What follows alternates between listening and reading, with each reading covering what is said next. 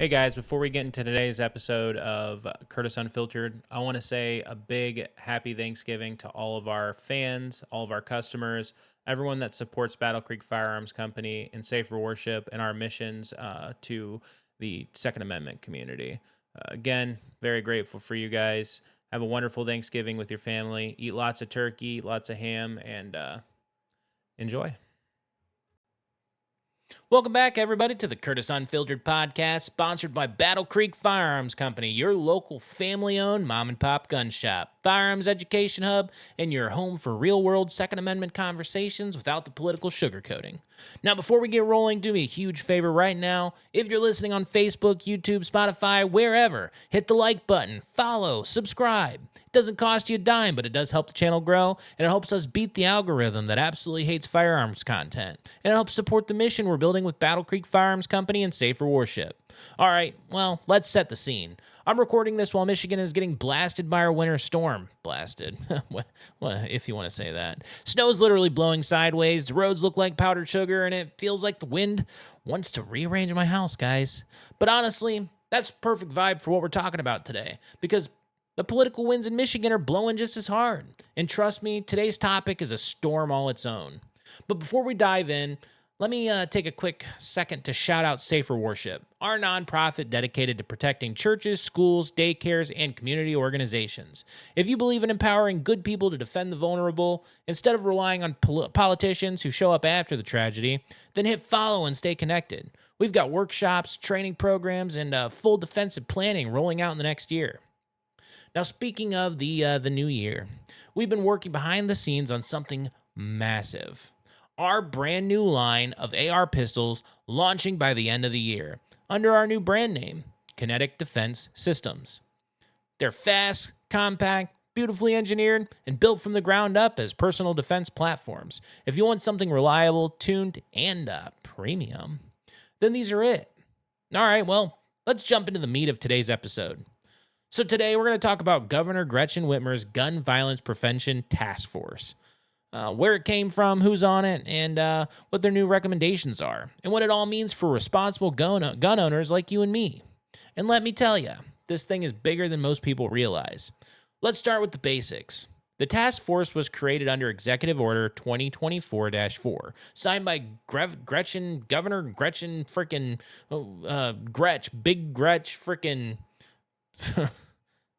Gretchen Whitmer, our wonderful governor. The idea on paper was to create a multi-department team to reduce gun violence and to protect communities. Now pause for a second. Every politician that claims they want to reduce violence, the question's how? Whitmer chose to frame gun violence as a public health issue, not a criminal justice issue. That's important because public health language almost always leads to one thing: regulations, restrictions, and more government control. This wasn't a task force built around enforcing the laws that we already have, or improving policing, or targeting illegal gun trafficking, or addressing mental health. This was a task force built to expand gun laws, not evaluate them. The first meeting happened in October 2024, and let me paint a picture for who was in this room. Public health officials, University of Michigan researchers, a handful of prosecutors, a couple sheriffs, community violence groups, nonprofits, anti-violence activists, medical representatives, and State Department bureaucrats. Now let me tell you who was not in the room. Gun shop owners, firearms instructors, FFLs, concealed carry experts, anyone from Michigan's firearm industry, self-defense organizations, hunters, sports shooters, Second Amendment legal experts, and victims of defensive gun use. None. Zero. Not one seat. If you want to know whether a task force is unbiased, just look at who they exclude.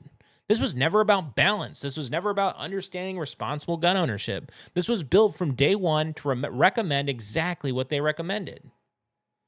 All right, well, let's break this new 2025 guidance down, because it's a long list, and every item affects law-abiding citizens far more than criminals. Number one, assault weapon bans. Predictable. It's a favorite buzzword of every anti-gun politician. The problem? Assault weapon has no real definition. It's purely cosmetic. It's a political term for guns look scary. And in a state where millions own AR platforms used safely every single day, banning them doesn't reduce crime. Criminals don't buy rifles legally. They don't show up at Battle Creek Firearms Company filling out a 4473. This is aimed entirely at responsible owners. Let's talk about number 2, magazine bans.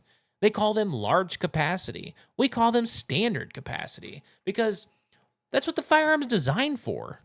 Criminals don't care about mag limits, but a mom defending her kids at home, a church security volunteer, a concealed carrier facing multiple attackers. Capacity matters. Let's talk about number 3, ban on conversion devices. Look, I don't want switches, auto sears, illegal full auto conversions in the hands of criminals, but here's the truth. They're already illegal.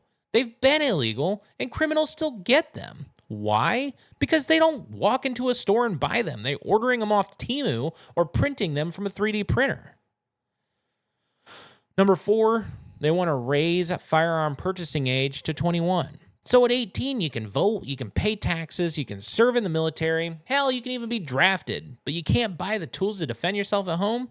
I feel the same way about the smoking ban. That's ridiculous. I don't even smoke. But you have to be 18? It's stupid. It's the same principle here. It's backwards. Number 5, they want to add mandatory waiting periods or cool-down periods, as they like to call them. Ask any woman fleeing from a violent ex if she wants a waiting period. Ask any family getting threats. Ask anyone whose situation's changed overnight. Waiting periods don't stop crime. They just leave good people defenseless. Now, number 6, they want to close the CPL loophole, and let me explain this one because it sounds innocent. And by the way, the ATF just changed this back because after Michigan's medical marijuana licensing, they refused to check the marijuana database with the CPL database, so the ATF took that privilege away from Michigan. For the longest time, your CPL didn't skip a background check. This actually just changed earlier this year. So they want to restrict the CPL holders from bypassing certain purchase requirements. But here's the thing. CPL holders already passed a background check. They've already got fingerprinted. They've already got vetted and trained. CPL holders are statistically safer than police. So why are they the ones being targeted? Number 7, they want to expand the red flag laws.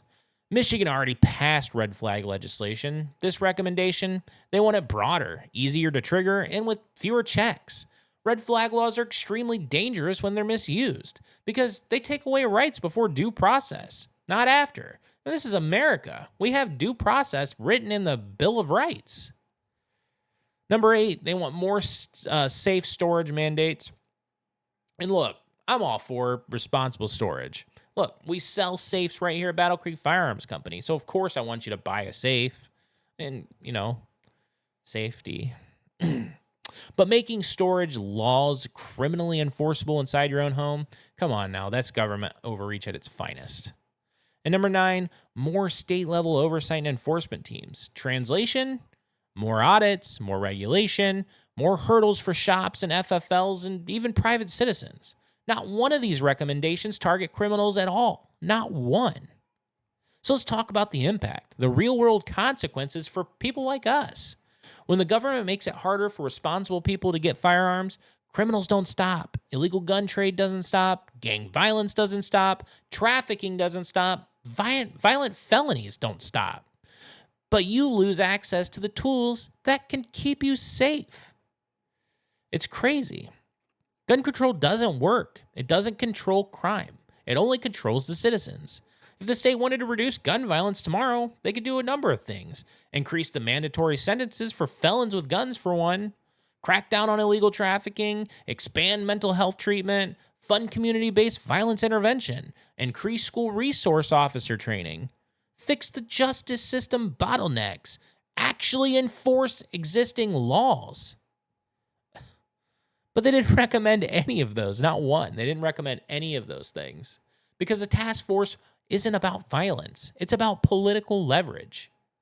Whitmer's got her eyes on a presidential run. Mark my words, I'm calling it right now. She'll be running for president in 2028. So she's trying to get all the bipartisan gun laws in that she can so she can use it as a talking point in her freaking campaign in 2027 and 2028. Now, let me give you a conservative pro Second Amendment truth. Unfiltered, of course. Name of the show. Bing, bing. America doesn't have a gun ownership problem. America has a crime problem, a mental health problem, and in some places, a leadership problem. Restricting firearms has never made a citizen more safe. It just makes them more dependent on the state. And here's the kicker. Michigan has already passed gun laws in 2023 and 2024. Instead of waiting for them to see, hey, did these new gun laws work? They just say, we need more. It's not about safety. It's all about control. And that's why training matters. Preparedness matters. Community defense matters. Safer worship matters. Education matters. And that's why Battle Creek Firearms Company exists, to empower, not restrict, to train, not disarm, to strengthen, not weaken. All right, everybody. That's a wrap for today's episode. This has been the Curtis Unfiltered podcast, sponsored by Battle Creek Firearms Company. Now, if you want more episodes like this, breaking down politics, cutting through the noise, and defending the Second Amendment with actual common sense, then do me a huge favor. Like, follow, subscribe, and share this episode on Facebook, on YouTube, on Spotify. I'm actually not even on Spotify. I don't know why I say that, but one day I will be, and you'll be able to follow me on there. Look, wherever you listen, we're basically on Facebook and YouTube. It's going to help beat the shadow banning, because that's what they're doing to us Second Amendment guys. It helps spread the message, and it helps support our entire mission at Battle Creek Firearms Company and Safer Worship. Stay safe, stay trained, stay prepared, and as always, stay unfiltered. We'll see you on the next episode, guys. Peace.